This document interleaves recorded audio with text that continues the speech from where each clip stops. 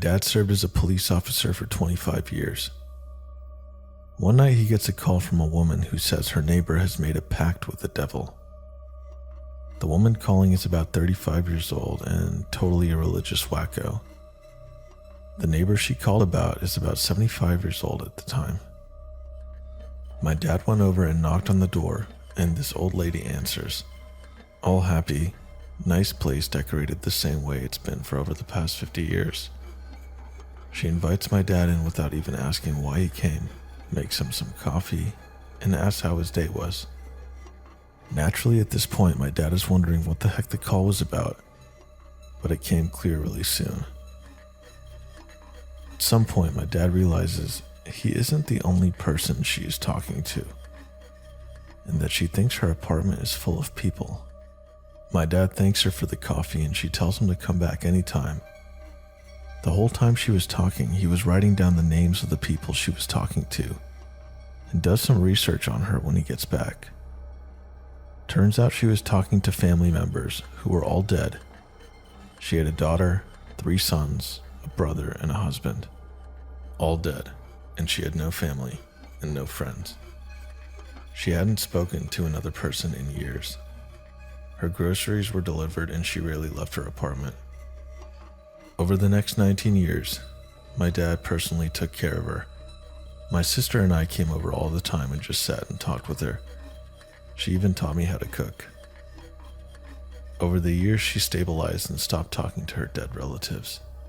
She just needed people to live with. She actually lived till she was 94 and died in the guest room of my parents' house, since it had become harder to take care of her from a distance as she got closer to the end.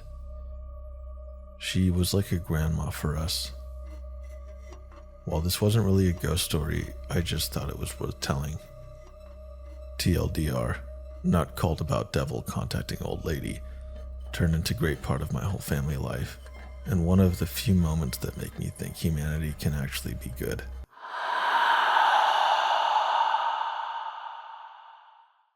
Back when I was working as a cop on a military base, I loved working night shift.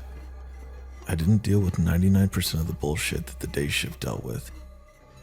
And what little stuff we did deal with was usually really interesting.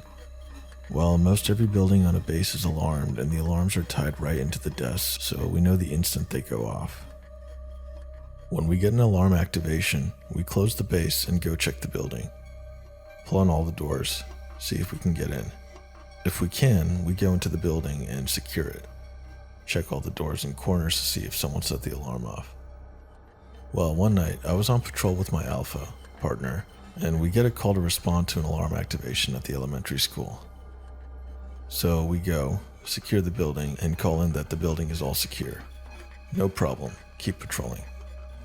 So about 15 to 20 minutes go by and we get another alarm activation. We get back out there and check, and now there is a maintenance door open that leads into a boiler roomish thing. Nothing in it, so we close it, lock it, and get out. Another 20 minutes and another alarm. We respond. All the doors are still locked and we can't get in. Maintenance door is locked. Call in the all clear. This time my buddy and I sit on opposite sides of the school and watch to see if someone is coming, and yanking the doors real hard to set the alarm off. We sit there and watch. Nothing happens, and right as we're about to leave, another alarm activation goes off, just as we're sitting there. We inform the desk that we'd like the building manager on site to help us secure the interior and to let us in. It's like 3 a.m. by now. Building custodian shows up and we start doing a walkthrough, checking all the classrooms and checking all the maintenance rooms, and that's when we see one of the maintenance doors open with the lights on in the room. Now this room is literally the size of a closet. We walk down there and look in. No one is in it, and that door is locked when it closes. We looked in there and we find a single footprint of a bare foot made of water, left foot as I recall, of a small child. Freaked the living hell out of us because no one reported a missing child, and the entire building was clear and still locked up. No one left, No one entered, and we checked every inch of that damn place. Literally a 3-hour deep sweep, including ceiling tiles. Freaked the ever-living shit out of us. And to this day, my partner refuses to go into that school. Speaking of which, schools are really spooky when they're empty. I was a 911 dispatcher for about 5 years out of school. One night I got a call from a lady at a residence in town. 911, what is your emergency? Is this the police? She breathed. She was freaking out. Heavy breathing, scared, shaking voice. I've taken many calls like this, and from the sound of her voice, this was not going to be a routine call. I sat up straight and my heart started to pump faster. Yes, ma'am, what is your emergency? There's someone in my house, she trailed off. Very breathy and genuine, but not loud and freaking out. Okay, are you located at... I go on to say her house address. Yes. I dispatch the cars to start heading over to the address, and I don't give a reason yet. Okay, do you know who this person is? Well, no, I don't. I think it's... I know this sounds so crazy. I think there's a ghost in my house. She begins to sob and sounds so freaking scared. There's noises, and I know there's a ghost right in the other room. I can hear it right now. At this time, the sergeant asked me the reason of the call and why I sent him and 2 other cars without explanation. Normally you'd send 1 car to something like that. It's suspicious activity, I told him. What activity? He demanded over the radio. A fair question. Sir, the caller is claiming there is someone in the house and she believes it to be a ghost. Silence on the air for about a minute. 10-4 is all he said. By the time they got there, the ghost was gone and the poor lady was a freaked out mess. And she kept apologizing for calling us. But it was real, she kept repeating. The officers later told me that her sincerity actually freaked them out a lot, and when they searched the house, guns drawn, even they were scared.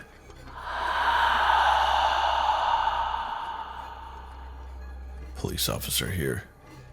One evening about 8 years ago, it was pouring outside, and we got a call from an elderly woman. She called in and said she was hearing footsteps in her house, and she thought there was a ghost inside, because she regularly heard the sound of someone walking upstairs, but she lived alone. We went just to check it out and make sure that everything was okay. She stayed on the line with 911 operator because she was frightened. About 3 minutes after she initially called in, she said that there was actually a man standing outside in her backyard, staring at her through a sliding glass door. Petrified, the woman froze in that spot and continued to stare directly at the man. For the next minute or two, she said that he was just standing there, still as could be, staring at her. Eventually, the man slunk off out of sight. When we arrived, about 12 minutes after the call first came in, we went to the front door. I remained in the foyer with the woman, and the other officer went to the backyard to see if the man was still hiding out or if there were any traces of him. I spoke with her for several minutes until the other officer returned. He said there were no traces of anyone having been in the backyard. We set off to do a quick sweep before we left to make sure the house was all clear. In her living room, the room that has the sliding glass door, we discovered a trail of mud and footprints inside the house. I asked the woman if she had been outside at all that day, or if anyone had been over to visit her. She said no, that she lived alone, and that no one had come by to visit. The woman was very old, probably around 85, and had very poor eyesight and was hard of hearing, as elderly people tend to be. The woman obviously had seen the man's reflection and mistakenly thought he was in front of her, on the other side of the glass, in her backyard. In reality, he had been standing only a few feet behind her in the same room while she had been talking to 911.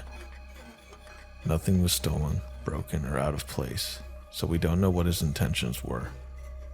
Who knows what would have happened had she not stayed on the line with the operator. I know it sounds like something out of a campfire story, but it was honestly one of the most unnerving and creepy experiences I've had while on duty.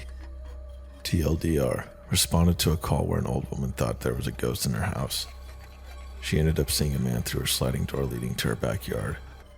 When we arrived, we discovered footprints indicating that the man had actually been inside of her house and she'd been looking at his reflection in the sliding glass door.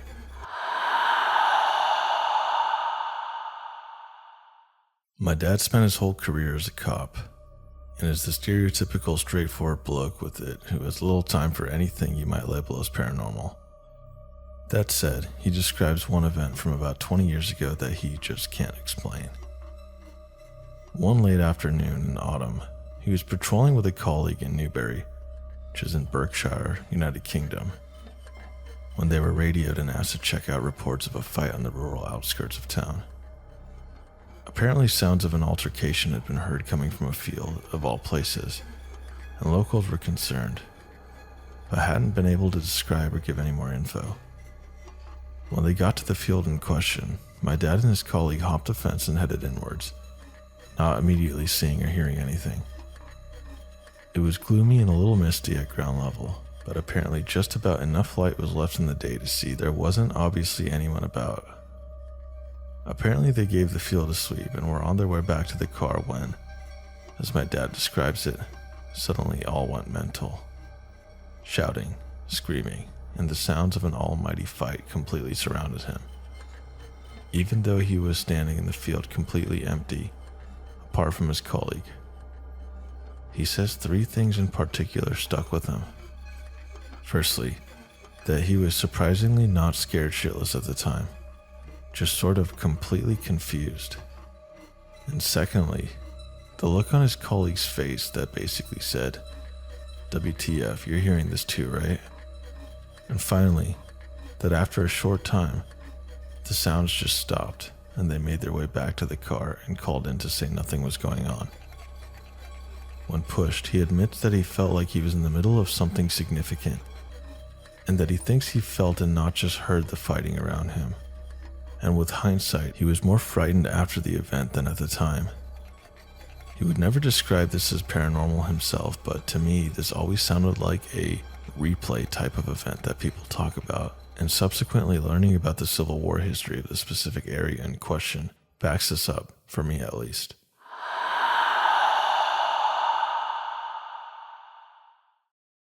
Hey guys, just want to take a quick moment to say thank you for all the likes, comments, and subscribes. Really means a lot to me as a new YouTuber. If you enjoyed the video, please consider hitting that subscribe button and the notification bell because I am planning on posting at least 100 videos this year and keeping an active pace. Although with all the support I've been seeing, I'm actually thinking of trying to hit 200 or 300 this year. Lastly, if you have a true scary story or a paranormal experience that you want me to read here in my channel, go ahead and write it and email it to me at drhans@gmail.com, along with a note of how you wish to be credited.